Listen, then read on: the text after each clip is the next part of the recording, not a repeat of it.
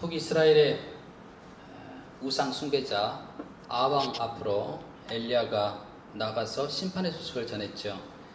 하나님의 심판, 즉 이 땅에 그 땅에 비와 이슬이 내리지 아니하는 가뭄이 올 것임을 선포를 했습니다. 이렇게 선포하는 이 엘리야를 당연히 아방은 마땅하게 생각하지 않았고 그를 잡으려고 했겠죠. 그런데 지난주에 우리가 보았듯이 하나님께서는 그를 보호하여 주셨습니다. 그의 생각을 넘어서서 하나님은 하나님의 방법대로 그를 보호하여 주셨습니다. 가마귀를 통해서도 하나님께서 먹이셨고 또 하나님께서 인도하시는 곳을 따라서 그렇게 그를 보호하셨던 것을 보게 됩니다. 이렇게 피해 다니기 3년이 지났습니다. 3년 동안 숨기신 하나님께서 엘리야를 통하여서 당신의 말씀을 주시게 됩니다. 많은 날이 지나고 제3년에 여호와의 말씀이 엘리야에게 임하여 이르되 너는 가서 아합에게 보이라. 내가 비를 지면에 내리리라. 아합에게서 엘리야를 숨기셨던 하나님께서 3년이 지난 이후에 바로 계획하신 그때에 엘리야에게 아합을 만나러 가라 라고 이야기를 하고 있습니다. 아합에게서 숨기셨던 하나님이 하나님의 때에 그를 아합에게 보내고 있는 것을 보게 됩니다. 이 말씀을 보게 되면요, 모든 것은 때가 있다라고 하는 그런 전도서의 말씀을 생각하게 합니다. 전도서 말씀 때에 대해서 많이 이야기를 했죠. 내가 내 마음속으로 이르기를 의인과 악인을 하나님이 심판하시리니 이는 모든 소망하는 일과 모든 행사에 때가 있음이라 하였으며. 그러나 여러분, 우리 신앙인에서 정말 중요한 부분은요, 하나님의 때입니다. 아합에게서 숨기시던 때가 있었고 또 그를 만나서 말씀을 전하라 라고 하는 때가 있었습니다.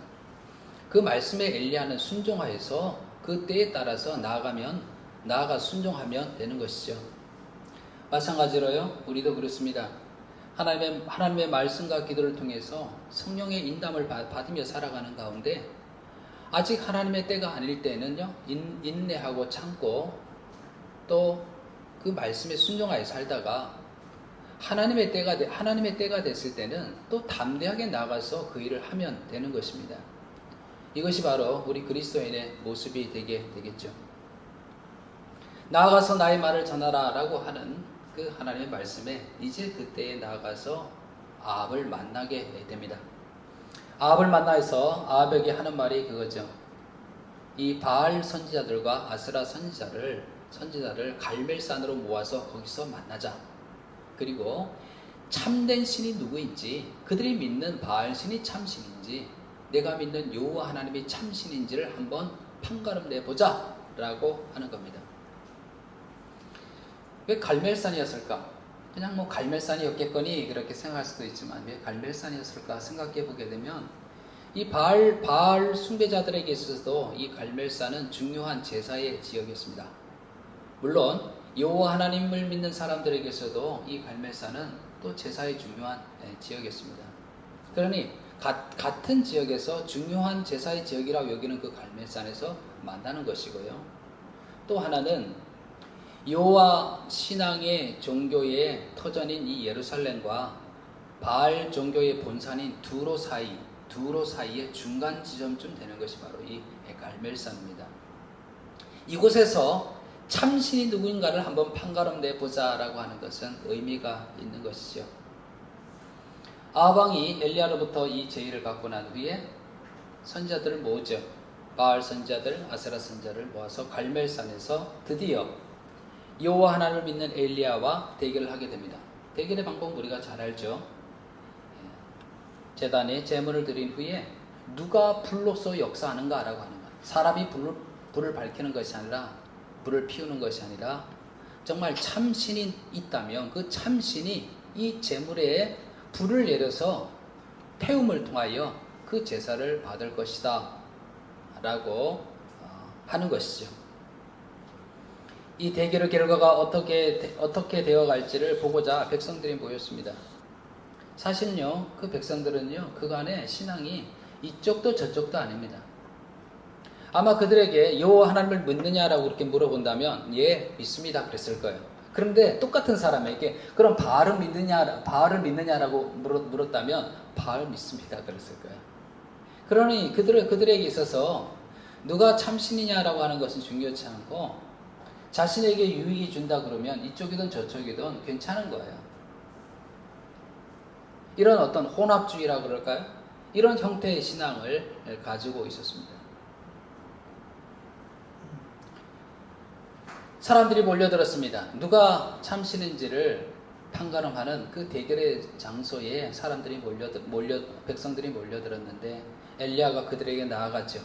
그리고 그들에게 선포하게 됩니다. 뭐라고 이야기를 하냐면 엘리야가 모든 백성에게 가까이 나가 이르되 너희가 어느 때까지 둘 사이에서 머뭇하려느냐. 여호와가 만일 하나님이면 그를 따르고 바알이 만약 하나님이면 그를 따를지니라. 둘 사이에서 머뭇거리지 말고 너희가 한쪽을 택해라 라고 하는 것이죠. 언제까지 둘 사이에서 머뭇거리는 그런 신앙을 갖겠느냐. 누가 참 하나님인지를 분명히 선택하고 그를 따르는 분명한 자세를 취하라 라고 엘리야가 백성들에게 이야기했습니다. 드디어 대결에 들어가게 됩니다. 몇 대 몇입니까? 바알 선자가 450명이잖아요. 아세라 선자를 뺀다 하더라도 바알 선자 450명을 봤을 때 몇 대 몇입니까? 1대 450명이잖아요. 숫자로 보게 되면요. 수효로 보게 되면 1대 450입니다. 여러분, 나와 함께하는 무리가 많으면요, 꼭 나 자신에게 그 자신감의 근거가 나 자신에게 있지 않다 하더라도 그 숫자 때문에 자신감을 가지게 되는 거거든요. 450명이 다 내 편에 있는 거예요. 아세라 선지자는 저쪽에 또 있고. 그런데 이쪽은 어떻습니까? 엘리야 혼자만 이렇게 남아있는 겁니다. 엘리야 스스로가 어떤 내가 이곳에 혼자서라도 이렇게 분명하게 설 수 있는 내적인 뭔가 자산이, 어떤 신앙의 자산이 마음속에 없으면요, 혼자 서 있는 게 얼마나 외롭고 얼마나 불안하고 그러겠어요. 수요상으로 봤을 때 말입니다.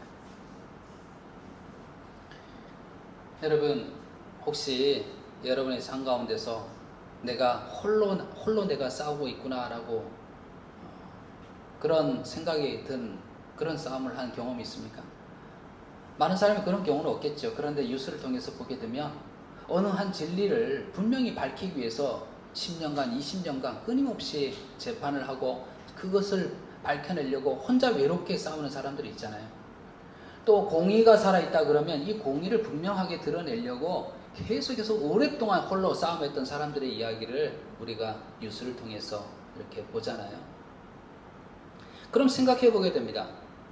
이렇게 홀로 오랜 기간을 싸우는데 지치지 않고 계속해서 그 싸움을 할 수 있는 비결이 뭘까?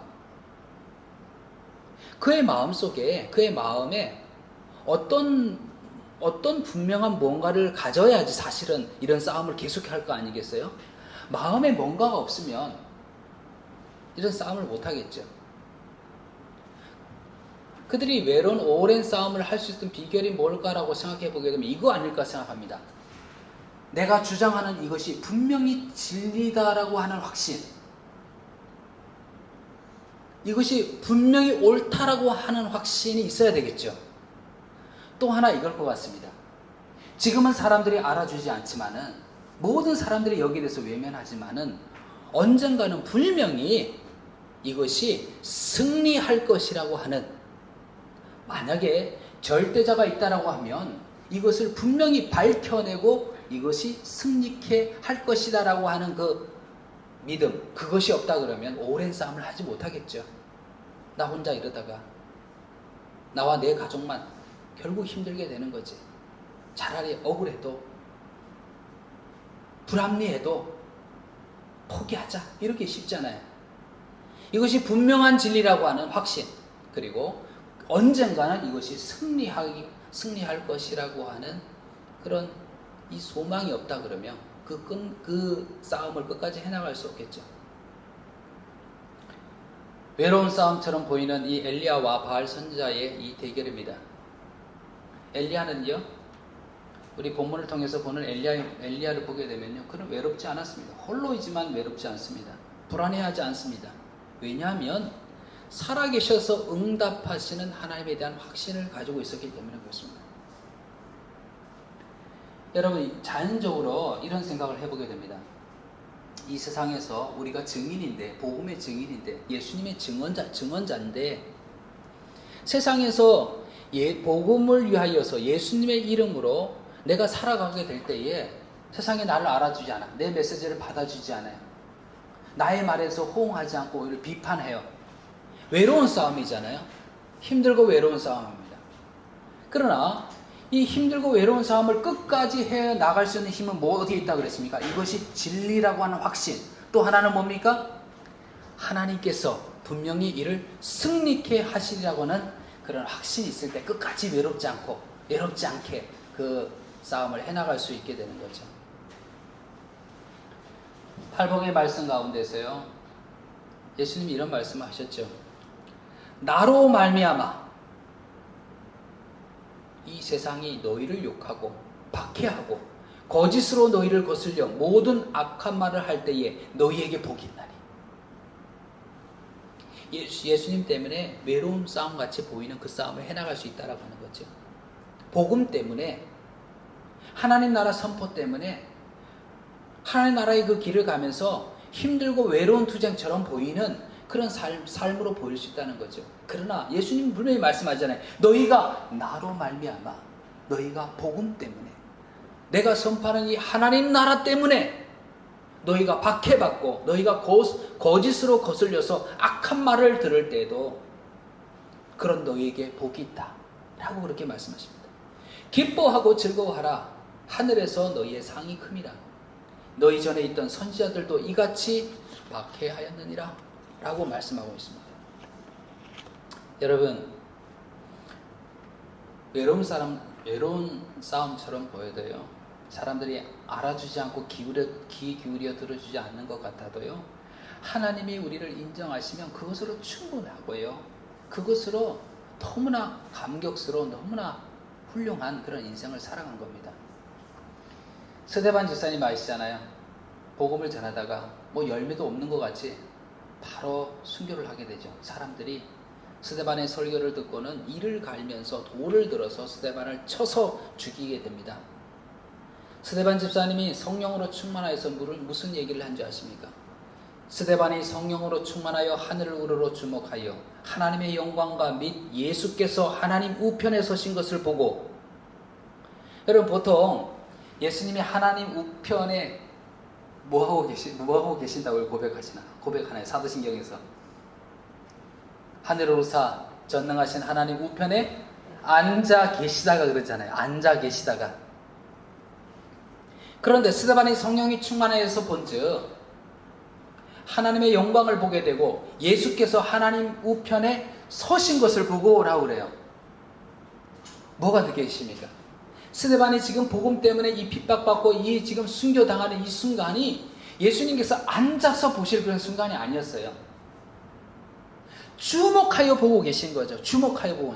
너가 지금 외롭게 죽어가는 죽음같이 보이지만은, 그러나 너의 죽음을 통하여서 어떻게 복음이 이 땅에, 이 세계에 전파되게 될지를 내가 알기에 주목하여 보고 있는 것이죠. 여러분, 예수님을 위해서, 복음을 위해서, 하나님의 나라를 위해서 사는 그 삶은요, 외로운 삶이 아닙니다. 엘리야가 하나님이 참신이라는 것을 보이기 위해서 450대 1로 이렇게 서 있지만, 이 홀로 서 있는 것은 결코 외로운 일이 아닙니다. 하나님이 함께 계시고 그가 주장하는 것이 진리이고 하나님께서 승리를 주시기 때문에 그런 것입니다. 응답하시는 하나님에 대한 확신을 가진 엘리야가 먼저 바울 선지자들에게 이야기하죠. 너희가 수요가 많으니 너희가 먼저 너희 신을 불러보라 라고 이야기를 합니다. 바알 선지자가 송아지를 각을 떠서 제물을 올리고 그들의 신의 이름을 부르죠. 아침부터 낮까지 계속해서 바알의 이름을 부릅니다. 그들이 받은 송아지를 가져다가 잡고 아침부터 낮까지 바알의 이름을 불러 이르되 바알이여 우리에게 응답하소서 하나 아무 소리도 없고 아무 응답하는 자도 없으므로 그들이 그 쌓은 제단 주위에서 뛰놀더라. 아침부터 낮까지 바알의 이름을 불렀지만은 전혀 응답의 기미가 없습니다. 바알이 응답할 기미를 안 보이자 그들은요 자기 자신을 자해하기 시작합니다. 칼을 가지고 자기의 몸을 찌르는 거예요. 피를 보는 거예요. 이건 뭐예요? 그냥 자기를 자학하면서 내가 이렇게 정성을 다하여서 내가 이럴 정도로 간절하게 당신을 구하오니 응답해 달라라고 하는 거죠. 자해를 하는 거죠. 몸부림치는 거죠. 그러나 저녁 소재가 드려질 때까지 아무런 응답이 없습니다. 바알이 응답이 없는 것은 너무나 당연한 일입니다. 왜냐하면요 바알은 참신이 아니라 헛것이기 때문입니다. 사람이 욕망이 만들어낸 거짓신이기 때문에 그렇습니다. 시편 기자가 이렇게 이야기했습니다. 그들의 우상은 은과 금이요 사람이 손으로 만든 것이라. 입이 있어도 말하지 못하며 눈이 있어도 보지 못하며 귀가 있어도 듣지 못하며 코가 있어도 냄새 맡지 못하며 손이 있어도 만지지 못하며 발이 있어도 걷지 못하며 목구멍이 있어도 작은 소리조차 내지 못하느니라. 우상을 만드는 자들과 그것을 의지하는 자들이 다 그와 같으리로다. 이스라엘아 여호와를 의지하라. 그는 너희의 도움이시요 너희의 방패시리로다. 바알이 응답하지 못하는 것은 너무나 당연합니다. 자신들이 농사를 지으면서 정말 농사를 잘 짓고 그것을 가지고 부자가 되는 그런 꿈을 꾸기에 자신들이 만든 신이 바알 신이거든요. 풍요의 신이 바알 신이거든요. 참 신이 아니거든요. 그러니 응답지 못하는 거죠. 금으로 은으로 우상을 만들어서 그것을 섬겨봐야 눈이 있어도 보지 못하고 귀가 있어도 듣지 못하는, 형상은 있어도 응답하지 못하는 거짓신이다라고 하는 거죠. 저녁이 됐어요. 이제는 뭐 어떻게 할 수가 없죠. 드디어 엘리야가 나섭니다. 엘리야가 먼저 백성에게 이렇게 이야기합니다. 엘리야가 모든 백성을 향하여 이르되 내게로 가까이 오라. 백성이 다 그에게로 가까이 가매 그가 무너진 여호와의 제단을 수축하되. 여러분 오늘 본문이 요 길잖아요. 그런데 그 긴 본문 가운데서요 제 마음에 안타깝기도 하고 약간 마음에 힘든 마음도 들고 깨달음도 있고 막 이런 마음의 이 구절이 뭐였냐면요, 백성들 보고 나오라라고 그렇게 이야기하면서 엘리야가 뭘 했냐면요 무너진 여호와의 제단을 수축했대요. 그럼 여호와의 제단이 어떻게 돼 있었다는 얘기입니까?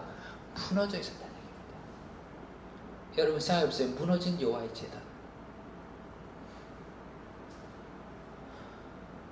그 성지순례를 하다 보게 되면 또 바울이 선교했던 그 지역들 이렇게 다니다 보게 되면 교회 터만 남은 곳이 있잖아요.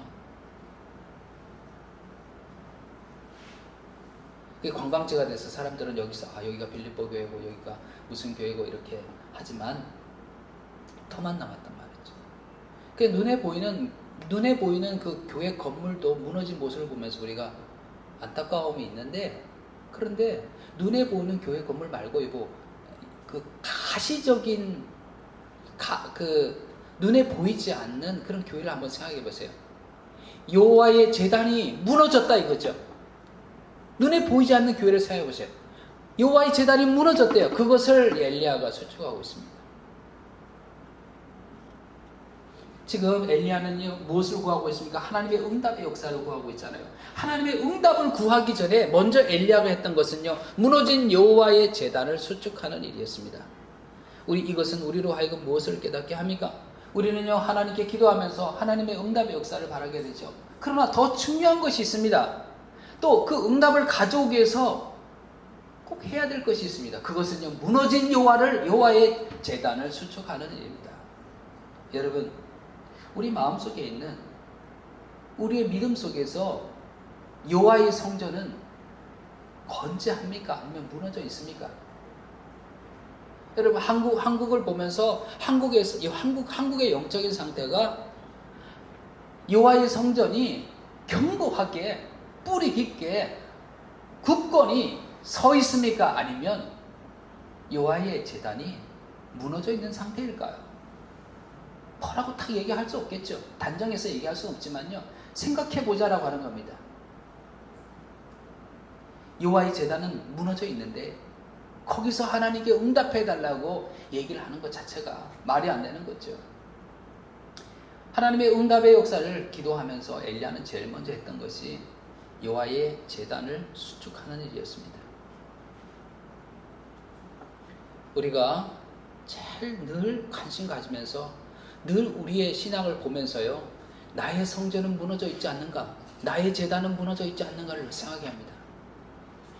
죄로 인하여서 무너지고, 불신앙으로 인해서 무너지고, 세상에 눈이 팔려서 무너지고, 그냥 저기는 잡초가 다 쌓이고 다 벽돌이 무너지고 여호와의 제단은 다 무너졌는데 나의 관심은 온통 세상에 가 있고, 나의 관심은 온통 내 욕망에 가 있고, 나의 탐욕에 가 있고, 하나님의 제단은 무너져 있는데 제일 먼저 뭘 해야 되겠습니까? 잡초를 뽑아내고 무너진 제단을 수축하는 일 아닙니까? 엘리야가요, 여호와의 제단을 수축하게 될 때에 12개의 돌을 사용하게 됩니다.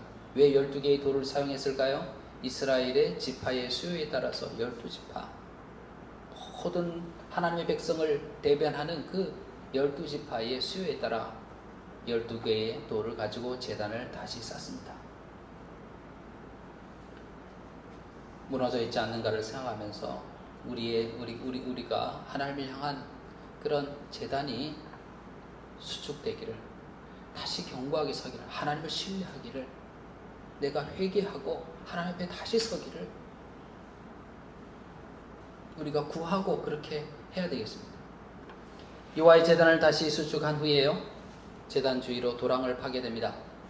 그리고는 물을 가져다가 제물을 올렸죠. 제물을 올리고 물을 가져다가 거기에 붓게 합니다. 그것도 한 번에 그치는 것이 아니라 몇 번 붓게 합니까? 3번이나 붓게 합니다.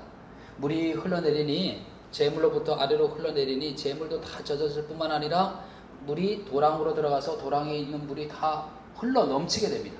완전히 물로 넘치게 되는 거죠. 어떤 트릭을 쓸 수 없는 거예요.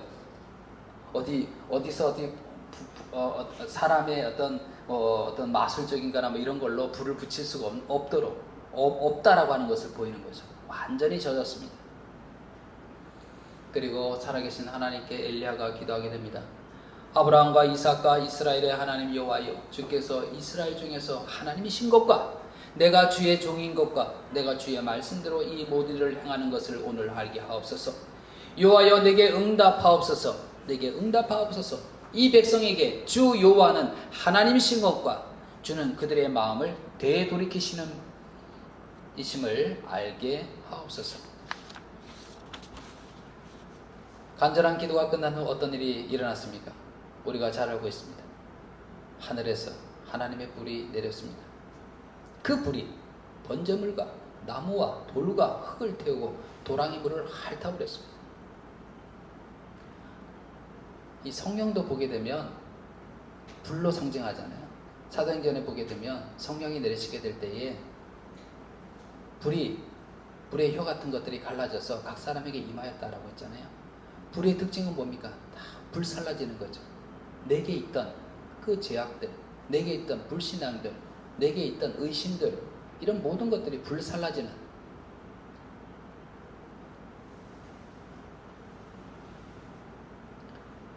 번제물과 나무와 돌과 흙을 태우고 도랑의 물들도 다 핥아버렸습니다. 물이 다 말라버린 거죠. 물을 그렇게 뿌렸는데도 불구하고 불이 내려와서 그것을 모든 것을 증발시키고 제물을 다 태우는 그런 모습을 보게 될 때에 분명하게 무엇을 드러냈습니까? 하나님이야말로 참 신임을, 하나님은 살아서 응답하시는 분이심을, 우상은 모양은 있어도 응답지 못하는 거짓이로되 하나님이 참 신이심을 보이게 된 것이죠. 백성들이 이를 눈으로 보았습니다. 직접 앞에서 체험하게 되었습니다. 백성에게서 어떤 고백이 터져나오게 됩니까? 모든 백성이 보고 엎드려 말하되 여호와 그는 하나님이시로다. 여호와가 참신입니다. 하나님이 참신입니다. 여호와 그는 하나님이시로다. 그들의 입술에서 이런 고백이 터져나오게 됩니다. 더 이상 바알과 하나님 사이에서 머뭇머뭇거리던 그런 모습이 아니었습니다.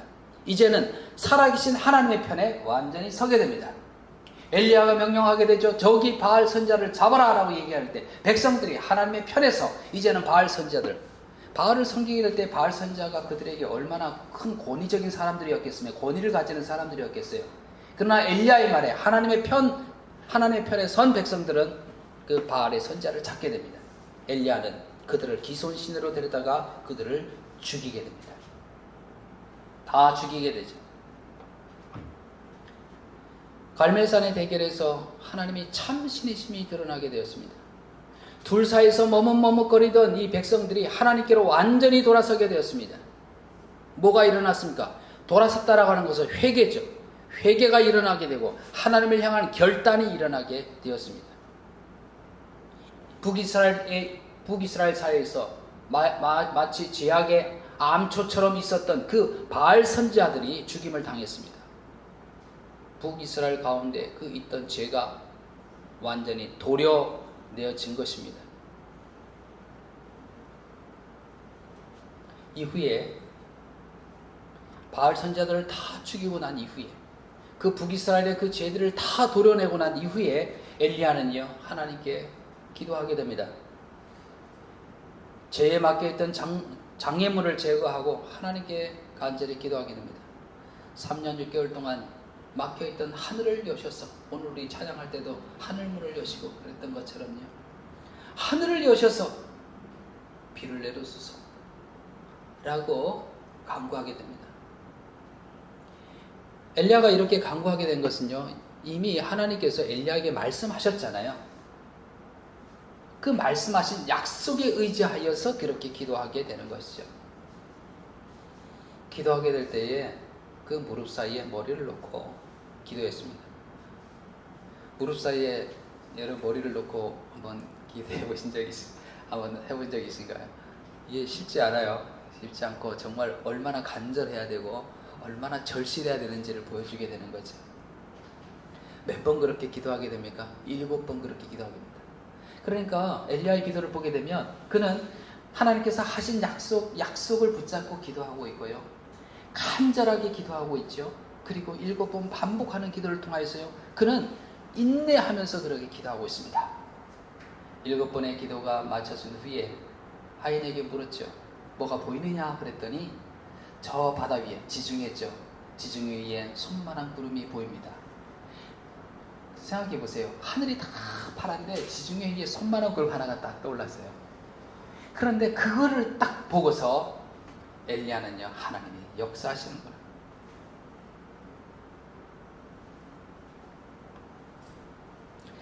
오른 작은 손만한 구름을 보고도 하나님이 큰 비를 내리신다라고 하는 확신을 가지게 됩니다. 우리가 잘 알고 있는 말씀이죠. 히브리서 11장 1절에 믿음은 바라는 것들의 실상이요 보이지 않는 것들의 증거니. 믿음으로요, 보이지 않아도 믿음으로 우리는 그것이 이루어질 것에 대한 확신을 가지게 된다라고 하는 거죠. 다시 한번 엘리야의 기도를 생각해 보게 됩니다. 그는 어떤 기도였습니까? 머리를 무릎으로 넣는 간절한 기도예요. 7번 계속해서 기도하고 있죠. 인내를 가지고 기도하죠. 무엇에 의지해서요? 하나님께서 하신 약속의 말씀에 의지해서 기도하게 되죠. 손만한 구름이 올라오는 것을 보고도 정말 믿음을 가지고 아직 눈에 보이는 것 없어도 하나님께서 일해 가신다고 하는 확신을 가지고 그는 기도했죠.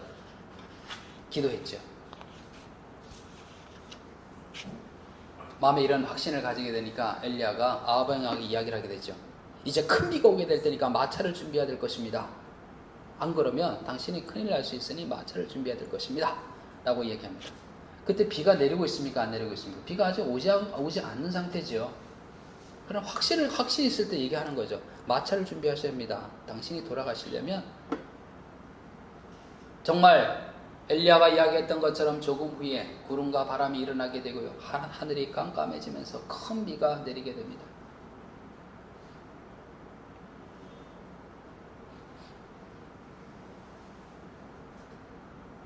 이렇게 믿음의 기도를 드리고 응답을 받았던 엘리야가 이후에 오늘 본 본문의 장의 46절에 보게 되면요, 그 다음에 보게 되면 여호와의 능력이 엘리야에게 임함에 그가 허리를 동이고 이스라엘로 들어가기 가는 곳까지 아방에서 달려갔더라. 한번 상상을 한번 동원해 보세요.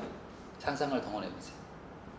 지금 지중해에서 손바닥만한 그런 구름이 일어나는 것을 보고 아방에게 이야기했습니다. 당신은 지금 큰 비가 내릴 테니 빨리 돌아가셔야 되는데 마차를 준비해서 돌아가야 될 겁니다.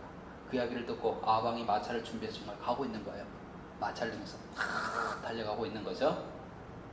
그런데 보니까 하나님의 능력이 엘리야에게 임하게 될 때에 그가 이스라엘로 들어가는 곳까지 아방 앞에서 달려갔더라. 아방은 뭘 타고 가고 있는 거예요? 마차를 타고 가고 있는 거잖아요. 근데 능력의 이 엘리야는요, 그 마차보다 더 앞서서 달려가는 모습을 볼 수 있죠. 상상할 수 있잖아요. 그런 생각을 해보게 됩니다. 마차를 가지고 달려가는 것은요, 어떻게 보면 우리 인간으로서 할 수 있는 최고의 노력입니다. 그렇죠. 큰 비가 내리게 될 때에, 또 어떤 일을 겪게 될 때에 내가 할 수 있는 최고의 최선이 뭐냐면 마치 마차를 타고 열심히 달려가는 것과 같습니다. 그렇죠. 이 마차보다 더 빠른 것이 없을 것 같이 느껴지는, 그 당시에 자동차가 있었던 것도 아니고요. 정말 사람으로서 할 수 있는 최고의 노력과 애씀을 가지고 마차를 가지고 달려가고 있죠. 그런데 엘리야에게 하나님의 능력이 임하니 어떻게 됩니까? 마차에 앞서서 그가 달려가는 모습을 보이고 있습니다. 여러분, 우리 세상살이도 마찬가지 같습니다. 우리가 애쓰고 노력하는 것, 그것이 최선이라고 우리는 생각할지 모르지만 하나님의 능력이 우리에게 임하게 되면 우리는요, 그들보다 앞서 나가게 됩니다. 그렇게 하시는 분이 하나님이십니다. 이것을 그냥 어떻게 하나님의 능력 속에서, 어떻게 우리가 하나님의 능력을 받고 크리스찬이 이 세상 속에서 앞서가게 하는지를 하나님께서 보이는 장면이라 그렇게 생각하게 됩니다.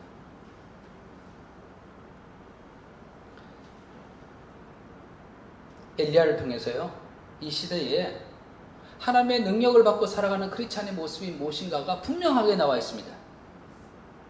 우상 숭배로 가득한 이 세상 속에서 세상이 섬기는 그것은 헛것이며 오직 하나님이야말로 참심을 선포하는 사람이 바로 참된 크리스찬입니다. 수요의 기준으로 생각해서 내가 홀로 외로운 싸움을 싸우고 있구나라고 그렇게 생각하지 않습니다. 복음과 예수님의 이름으로 살아가는 이 삶이 진리의 삶이며 하나님께서 내 삶을 인정하시고 상 주시는 분이시라고 믿는 믿음을 가지고 살아가는 사람이 바로 크리스찬입니다.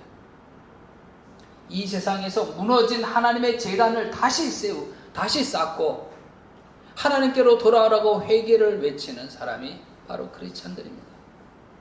이 땅의 회복을 위해서 그 무릎 사이에 머리를 박고 간절히 인내하며 기도하는 사람이 바로 크리스찬입니다. 내 눈에 아무 증거 아니 보여도, 지금 내 눈에 여전히 눈에 보이지 않는 것 같아도 하나님의 약속의 말씀을 내가 붙잡고 하나님께 기도함으로 그 응답을 체험하는 사람이 바로 우리 크리스찬입니다. 하나님의 능력을 잊고 앞장서 나가는 사람, 예수님께서 우리의 구원자 되시고 왕 되심을 선포하며 나가는 사람, 바로 이들이 하나님의 능력을 입은 크리스찬의 모습입니다. 여러분, 그런 크리스찬으로 살기를 원치 않습니까? 이 세상 속에서 이런 하나님의 능력을 입고 살아가는 크리스찬의 모습, 이 사모되지 않습니까? 오늘 본문 속에서 엘리야는요, 하나님의 말씀에 따라 행함을 통해서 우상이 헛된 것에 불구하고 하나님만이 참신이심을 드러냈습니다. 이스라엘 백성들을 향해서 뭐라고 이야기를 했습니까? 너희가 어느 때까지 둘 사이에서 머뭇하려느냐 라고 이야기를 했습니다. 이 엘리야가 백성들에게 했던 이 말이 혹 우리들에게 들려지는 말씀은 아닐까? 이 세상 가운데서 너희가 이 세상과 나 사이에서 왜 그렇게 머뭇하려느냐? 너희가 믿을 신을 택하라 라고 얘기했던 것처럼 살아있는 하나님, 그 하나님을 너희가 택하라 라고 하시는 그런 말씀으로 듣지 않습니까? 하나님만이 오늘 말씀을 통해서 다시 한번 또 선포되는 것이 분명히 하나님만이 참신이십니다. 참신이다라고 하는 것은 하나님만이 살아계셔 응답하시는 분이십니다. 그분이 내 생애에 섬길 왕이시여 섬길 주님이시라는 것을 분명히 내가 고백하고 그 하나님을 선택하실 수 있는 그런 여러분이 되시기를 바랍니다. 엘리야가 그랬던 것처럼 살아서 역사하시는 그 하나님을 신뢰하고 기도하는 삶을 살아가시기를 바랍니다. 또 엘리야가 그랬던 것처럼 하나님의 능력을 잊고 앞에 서서 하나님께 주시는 능력으로 앞장서 앞에 서서 하나님의 살아계심을 선포하며 살아가실 수 있는 저와 여러분이 되시기를 간절히 축원을 드립니다.